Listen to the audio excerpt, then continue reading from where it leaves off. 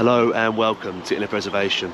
I'm Ollie, and here are 3 easy ways to meditate and to get into meditation.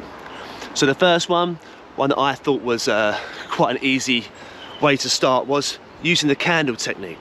So sit in a dark room and concentrate on nothing else but the flickering of a candle.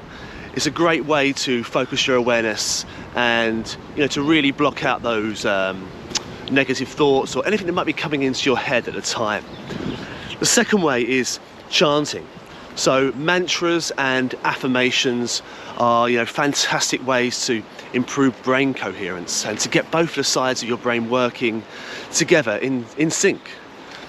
And the third way is guided meditations. This is often the route that most people take. This is probably the best route for beginners, really, and they're fantastic if you are having difficulty trying to get to sleep at night. There are many available, and we of course offer a range of meditations, especially sleep.